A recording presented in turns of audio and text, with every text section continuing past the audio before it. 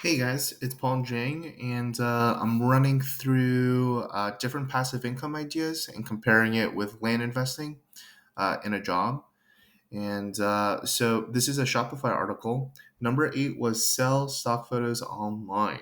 Now the upfront time investment is four out of five. Upfront financial investment is three out of five, and your passive income potential is two out of five. Okay, so basically, what they're saying is typically when you think of photography, it is a service based business. You get a lead, right? And you're going to do some photos for them, for an engagement, for a wedding, for a Christmas picture, right? Like my wife paid, I think, 180 bucks for like 10 minutes, like 175, 170, like for 10 minutes for someone to take pictures of us like rapid fire, and then she's going to send us our Christmas pictures that we're going to give out to our family. Like we'll make cards out of it. So um, the financial investment is really for a good camera. The passive income, I think, like I agree generally with this.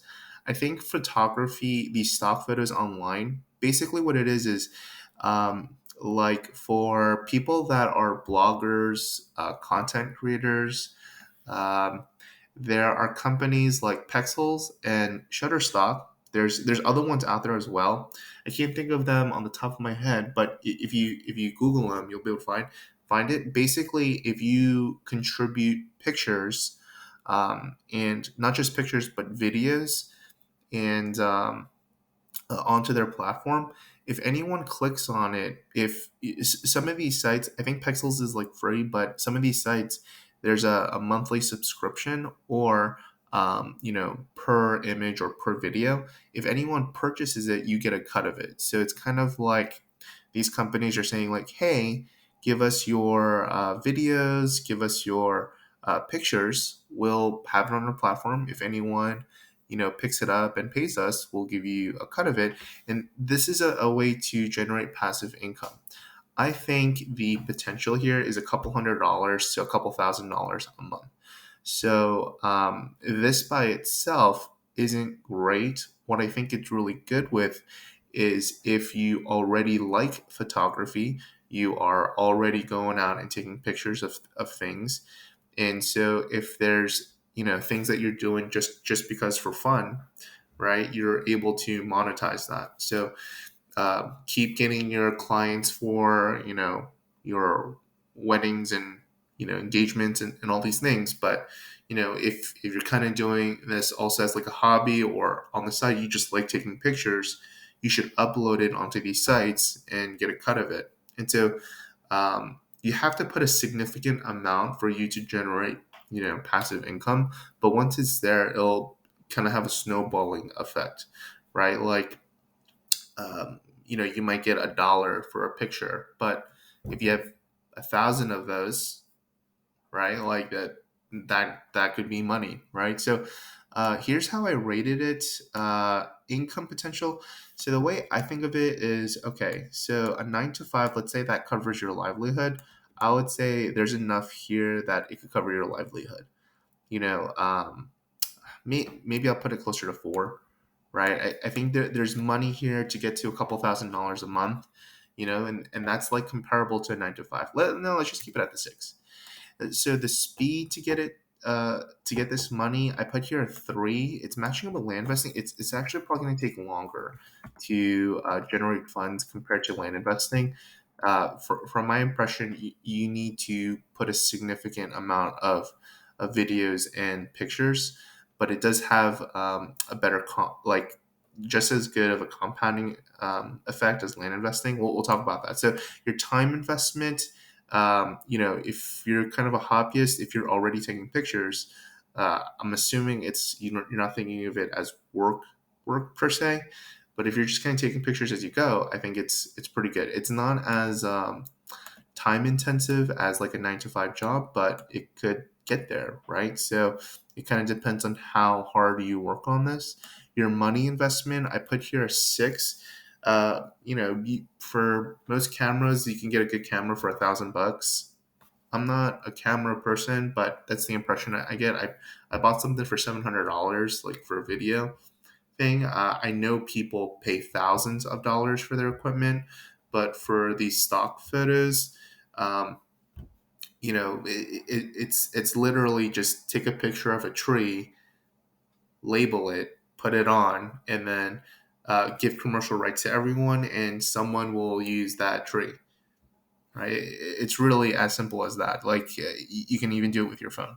So how difficult is the work? It's not really difficult. You might add some editing. Right? I put here a 5 because you might be interested in some editing. You might be interested in making spiffing it up. Right? If you do videos, not just stock photos, but videos as well, you might want to do some kind of audio, right? To put some background music to it, but it's not necessary, right, for these stock videos because they might have audio that they want themselves.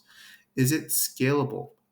Almost always they'll have audio for themselves. So like there's people that do stock photos, stock videos, and stock like audio where you can you can basically take their music and pay them a flat fee or a recurring amount based on how their model's set up. So is it scalable? I think it is.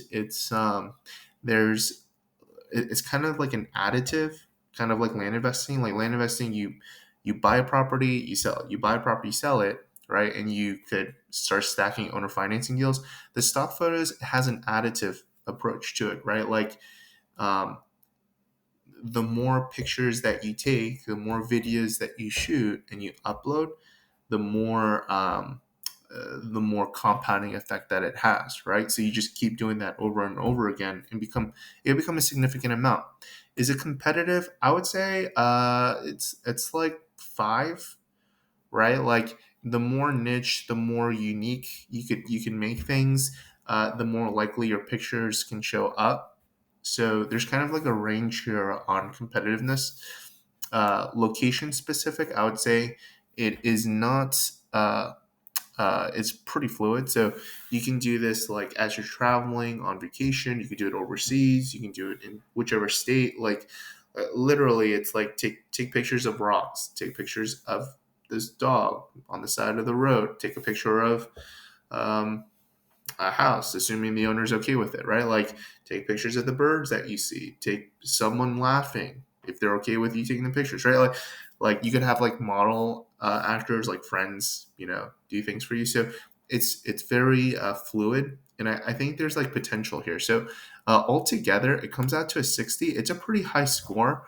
So I really think it's really good for hobbyists, for creative types. Like if you do shots, for your Instagram.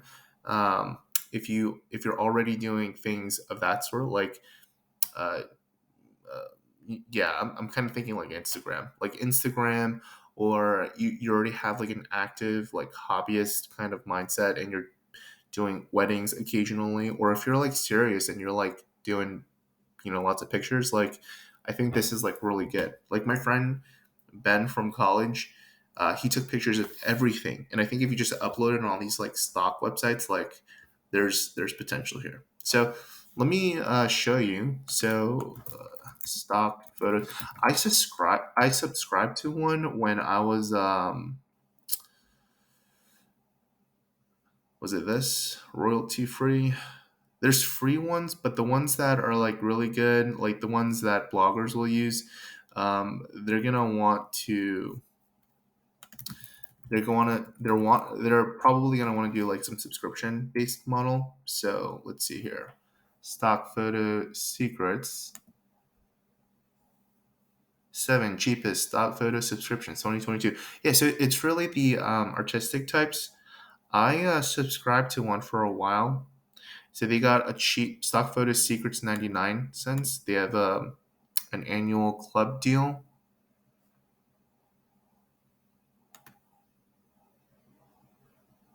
Lowest price is 49 cents, right? So you can pay $99 for 200 XXL images, only 49 cents an image. And so basically anyone that gets their image picked up, they'll get they got some of these subscription models. They'll require that you only have it there, but a lot of times you can do it in multiple places. So it increases your chances of, um, getting a hit on it.